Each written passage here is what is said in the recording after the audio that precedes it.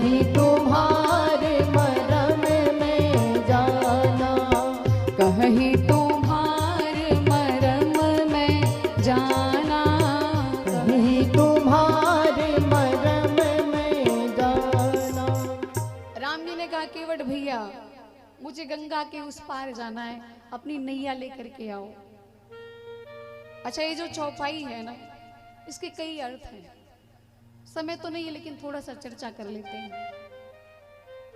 ये जो चौपाई है ना इसमें लिखा हुआ है कि मांगी नाव न केवट आना। ये जो ना है ना अक्षर, इसको ऐसे गोस्वामी जी ने छोड़ दिया कि अगर इधर ले लें तो दूसरा अर्थ हो जाए और इधर ले लें तो दूसरा अर्थ हो जाए और दोनों तरफ ले लें तो अर्थ का अनर्थ हो जाए। अर्थात कहते हैं कि मांगी नाव न केवट आना, अगर पहले ले लें तो मांगी नाव न, राम जी ने नाव नहीं मांगी पर केवट आया और आगे कहता मैं आपको जानता हूं। अब भला बताओ, आप किसी को बुलाओ मत, किसी ऑटो या रिक्शा वाले को बुलाओ मत, वो आपके पास आके कहे मैं आपको जानता हूं, तो आपको कैसा लगेगा? अरे भैया तू क्या जानता है मेरे बारे में बता। और अगर ना को इधर ले ले तब राम जी ने नाव मांगी, मांगी नाव न केवट आना। राम जी ने नाव तो मांगी लेकिन दूर से ही केवट वहीं से कह रहा है, आया नहीं, वहीं से कह रहा है कि कहीं तुम्हारे मरम में जाना। और अगर ना को दोनों तरफ ले ले तब बोले मांगी नाव न और न केवट आना। न राम जी ने नाव मांगी न केवट आया, लेकिन हम माने कौन सा? हमको मानना यही है कि राम जी ने नाव मांगी लेकिन केवट आया नहीं। क्यों? क्योंकि यात्रा हमें करनी है तो वाहन तो हमें ही बुलाना पड़ेगा ना।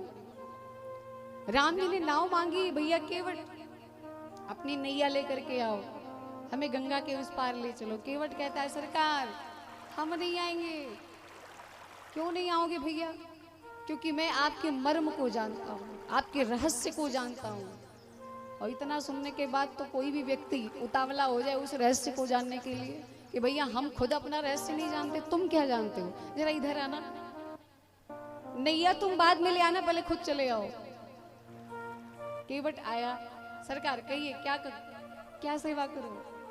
भगवान ने कहा सेवा ही तो बताया था कि नैया लेकर के आओ, तो तुम कह रहे हो कि ले नहीं आऊंगा। कौन सा मर्म तुम जानते हो? कौन सा रहस्य मेरा तुम जानते हो? लक्ष्मण जी भी विचार करें, लक्ष्मण जी भी सोच रहे हैं कि नेति नेति जहि वेद निरूपा निजानंद निरूपाधि अनुपा। भगवान वेद जिसे नेति नेति कहते हैं, नेति का मतलब ना इति, जिसका अंत ही ना हो, उनको आज केवट कह रहा है कि मैं आपके मर्म को जानता हूँ। बड़े बड़े महात्मा, बड़े बड़े ज्ञानी जिनके रहस्य को न जान पाए, उनको आज ये नाव चलाने वाला केवट कह रहा है कि मैं आपके रहस्य को जानता हूँ।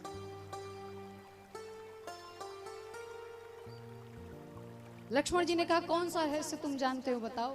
केवट ने कहा यही जानता हूं महाराज कि इनके चरणों से अगर गलती से भी कोई शिला का स्पर्श हो जाए तो वो नारी बन जाती है। तो जब पत्थर पिघल सकता है तो ये तो लकड़ी की मेरी नैया है, अगर ये भी पिघल के स्त्री बन गई तो लक्ष्मण जी ने कहा तो क्या घाटा है? अभी एक पत्नी है तब दो हो जाएगी, एक चरण दबाएगी तो दूसरा सर में तेल लगाएगी, बढ़िया ही रहेगा ना। दो पत्नी रहेंगी तो ज्यादा आराम मिलेगा।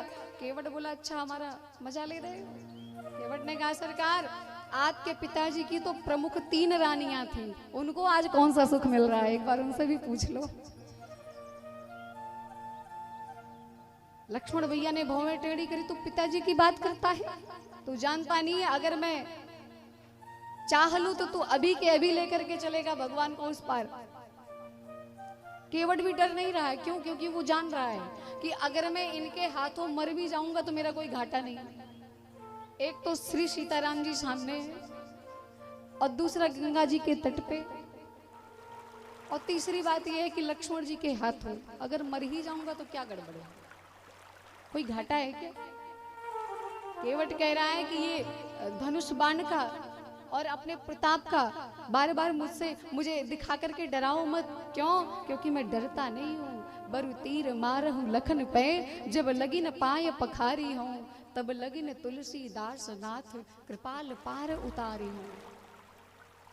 जब तक पांव धुलूंगा नहीं तब तक आप चाहे जितने बाण मार दो उस पार ले करके नहीं जाऊंगा, उस पार नहीं ले जाने वाला मैं। तो लक्ष्मण जी ने कहा तो अगर पैर ही धोना है तो भैया धुल लो, चरण धोना है तो धुलो, अब विलंब क्यों कर रहे हो। केवट ने कहा ऐसे नहीं धुलूंगा, जब ये कहेंगे तब धुलूंगा। अच्छा, ये केवट जानता है कि राम जी बड़े संकोची हैं, बड़े संकोची हैं, ज्यादा कुछ बोलते नहीं है।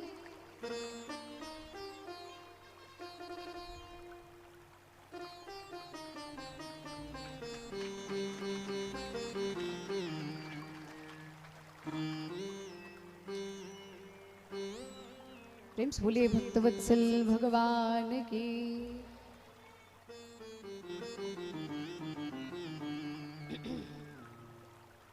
केवट कहता है सरकार मैं डरने वाला नहीं हूं, मैं चरण तब धुलूंगा जब ये कहेंगे।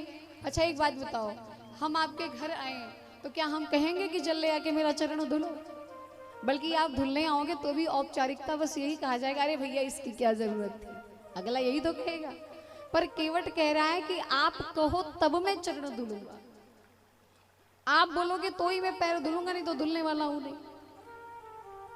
राम जी भी बड़े चिंता में पड़े, जब देखा कि बड़ा विलंब हो रहा है कहीं देर ना हो जाए, तो इसीलिए राम जी ने कहा अच्छा ठीक है जाओ तुरंत जल लेकर के आओ, बेगी आने जल पाए पखारू, हो तो विलंब उतारो पारो। जाओ तुरंत जाओ और जल लेकर के आओ, देर मत करो, मुझे पार उतारो, मुझे पार ले जाओ।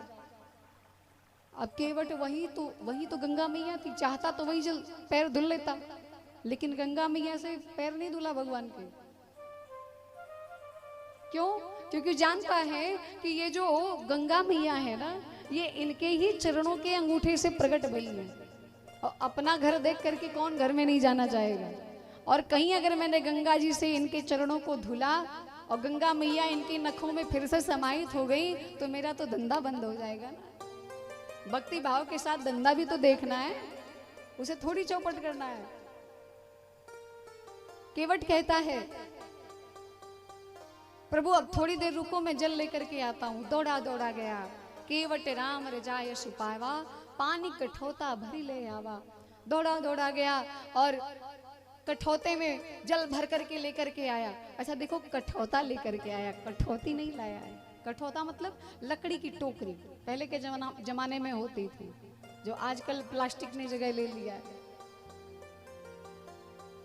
कठौता लेकर के आया, क्यों? क्योंकि जानता है मान लो अगर राम जी के पैरों से कोई जादू हो ही जाए, उनके चरण रज से कोई जादू हो ही जाए, तो कठौती रहेगी तो लड़की बनेगी, कठौता रहेगा तो लड़का बनेगा। अगर लड़की बनी तो गली गली शादी ढूंढो, बिटिया भी दो और दहेज भी दो, हम गरीब आदमी क्या करेंगे। और अगर लड़का बन गया तो कम से कम कुछ नहीं करेगा तो नैया तो चलाएगा, थोड़ा किराया भाड़ा मिलेगा तो जीविका तो चलती रहेगी। कठौता लेकर के आया, पानी कठौता भरी ले आवा, और ला करके राम जी के चरण धोने लगा। और भगवान के चरण धोते समय केवट कहता है सरकार दोनों चरणों को धुलूंगा, यानी रज का यानी धूल का एक कण भी रहना नहीं चाहिए। राम जी ने कहा धो। अब केवट एक चरण को धोता है और दूसरे को धोना शुरू करता है तो पहले वाले को जमीन पर रख देता है, और जमीन पर रख देता है तो गीले होने की वजह से उसमें फिर से मिट्टी लग जाती है, और पहले से ज्यादा मिट्टी लग जाए। और जब मिट्टी लग जाए तो केवट कहा प्रभु ये तो गड़बड़ हो जा रहा है, बार बार मिट्टी लग जा रही है, क्या करूं। राम जी ने कहा तुम बताओ क्या करना है। केवट का एक काम करिए, आप खड़े हो जाइए। राम जी बोले लो खड़ा हो गया। एक पैर को मैं धुलूं तब तक दूसरा पैर नीचे रहे, और जैसे इसको धुल करके किनारे करूं तो इसको लटकाए रहो जब तक दूसरा धुलूं। भला बताओ ये संभव है?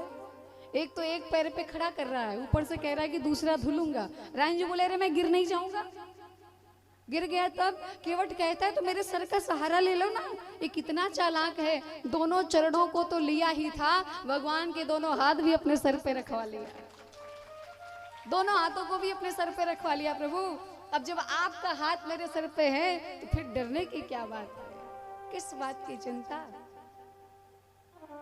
और महाराज अब राम जी के चरण धोया, धुलने के बाद पूरे गांव में शोर मचा दिया, अरे आओ आओ सब लोग आ जाओ।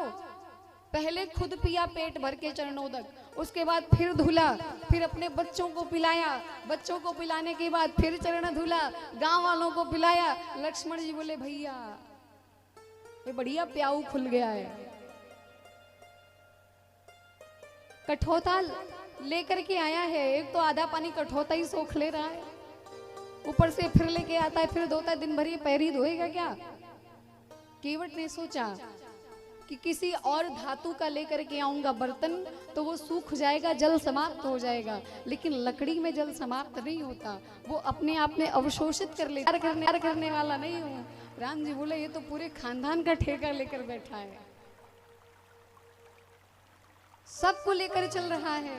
और महाराज राम जी ने सोचा कहीं जानकी को चक्कर ना आने लग जाए, ये बार बार ऐसे चक्कर लगाएगा।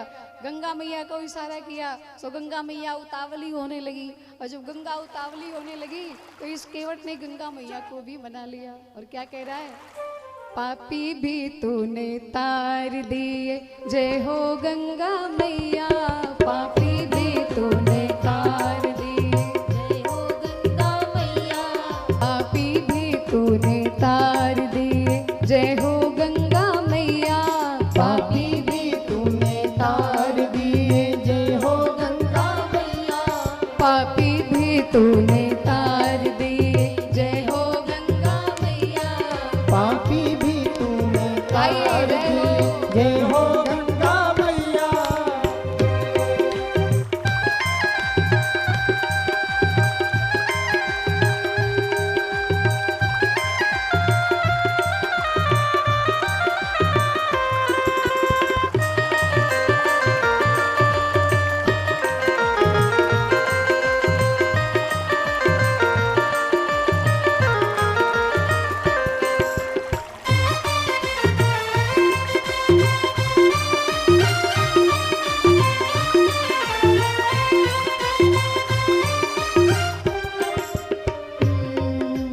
जो गंगा का ध्यान धरे स्नान करे नित भैया, जो गंगा का ध्यान करे स्नान करे नित भैया, जो गंगा का ध्यान करे स्नान करे नित भैया, जो गंगा का ध्यान करे स्नान करे नित भैया, सुख संपत्ति के कमी न रहते, पाप कटे नित मैया, पापी भी तूने तार दिया, जय हो गंगा मैया, पापी भी तूने तार दिया, जय हो गंगा मैया, पापी भी तूने तार दिया।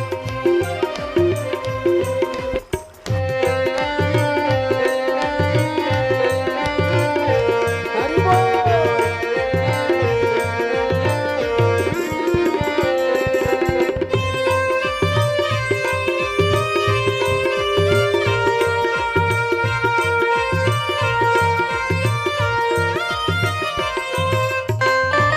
जय हो, बोल गंगा मैया की।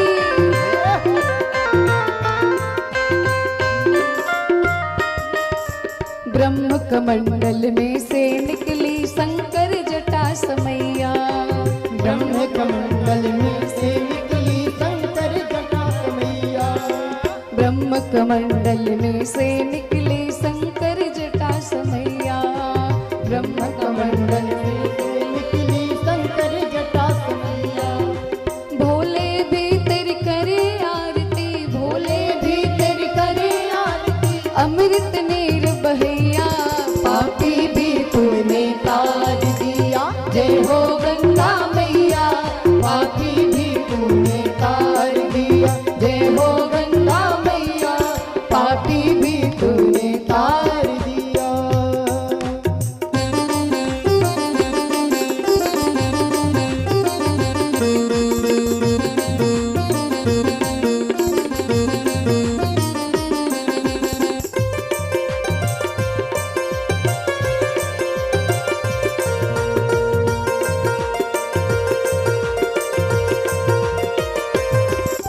भाव से काली सेवा जय हो।